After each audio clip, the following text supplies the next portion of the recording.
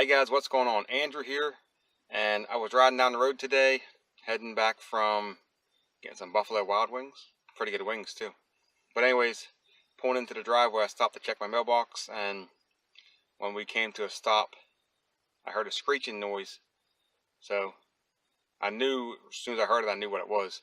But I drove up the driveway, hit it again just to confirm it. You know, I need brakes on my truck.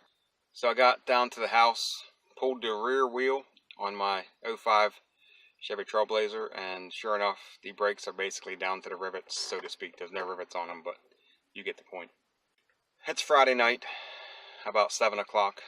Tomorrow morning, Saturday, we're going to make a run, pick up some brake pads.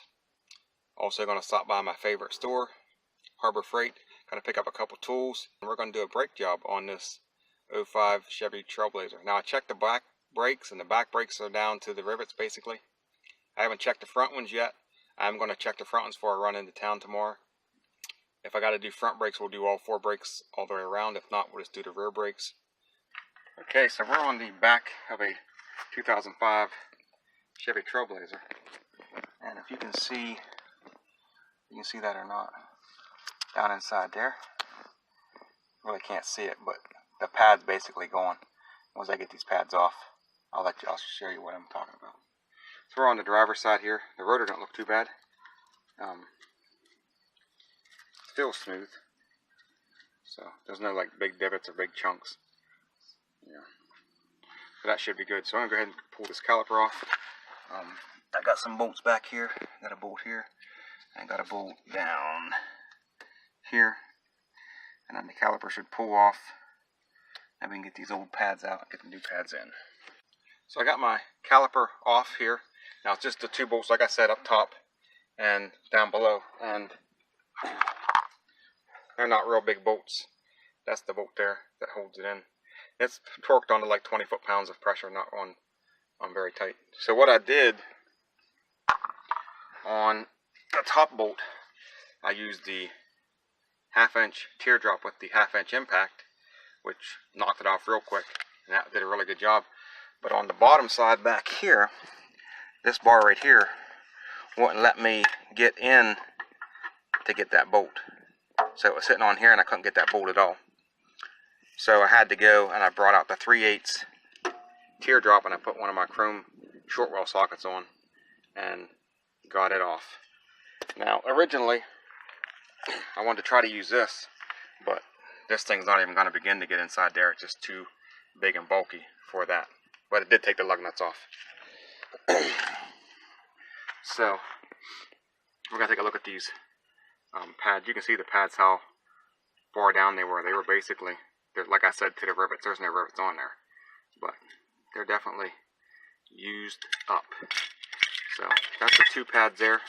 We're going to pull the new pads out of the box. Up in here, I got this metal piece here. We're going to pull that out. We got one down here, and I'm going to take a wire brush and clean them up. And then we're going to slide the new pads in, put the caliper back on, and torque it down to 20 foot-pounds. And the driver's side will be done. So what I've done here is, this piston is going to be out from the pads being worn, so you got to get that piston pushed back in. So I took a 4-inch C-clamp, I think, maybe a 6-inch, I don't know. And I put an old brake pad in there and just tightened it up until that piston is nice and flush back inside there. So the new pads are going to go in. And just to give you an idea, that's the old pad and that's the new pad. That's how much, we can get a little comparison here of how much it's worn. So got that caliper pushed way back in. We'll pull that old pad out, new pads will go in, and we'll put the caliper back on. New pads are on, as you can see down inside here. And if you look down inside there, if you can see that, you can see down here the pad thickness. So they're on. These bolts back here are torqued to 20 foot-pounds. And this thing, it's going to move a little bit because I haven't pumped the brakes up yet. Once I pump the brakes up, that cylinder is going to come out and put some pressure on these 2 pads, and that thing will not move. But it is supposed to move a little bit until you get the brakes pumped up. So that's the driver's side. Now go ahead and put the wheel on, torque it down to 100 foot-pounds, and we'll go on to the passenger side. I'm on the passenger side now, and I've already got the brakes changed. You can see the new pads here. pulled the caliper off. Everything came apart the way it's supposed to. Nothing wrong. I felt the front of these and the back of them. They're smooth as glass, so they're good to go. These are the old pads here, and I used the 1/2 inch or the 3/8 drive with the impact socket to knock off this bolt here and this bolt down here, because my impact thing wouldn't fit in there. And now all I got to do is take my torque wrench right here when I put my tire on and put it down to 100 foot-pounds, go inside, pump the brakes a couple times, and then we're going to take it for a test drive and we'll be done. Okay guys, so it's starting to get dark. The lighting's not that good, so I'm going to go ahead and finish this video. Like I said, I got to throw the tire on this thing, torque it down, take it for a little test drive. This brake job is super easy with most brakes on most vehicles. I think with shooting the video and everything, it took me like 15 minutes per side. That was, you know, taking breaks and shooting video in between. I mean, maybe 20 minutes per side. It's super easy. 2 bolts, the caliper comes off. If you've never done any kind of mechanical work and you want to try something, you really can't screw up brakes. Brakes are pretty easy to do. Front brakes, rear brakes. Now if you got rear drum brakes, I wouldn't suggest starting off with rear drum brakes. But if you got like an older car that got drum brakes, it's going to have disc brakes on the front for the most part. That's just like really old, like back in the 60s. But anything from like the late 70s and up through should have disc brakes on the front. Newer cars, like this is an 05, it's got disc brakes all the way around. It's really easy to get into that kind of stuff.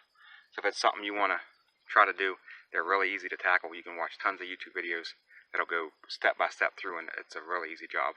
So anyways, that's it for this video. Thanks for watching. Not really a how-to, but just changing the brakes on my 05 Chevy Trailblazer. Don't forget to like, subscribe, go in the comment section, leave me a comment. I love the comments from you guys. Like I said, I'm losing daylight, so I'm out of here, and I'll see you in another video.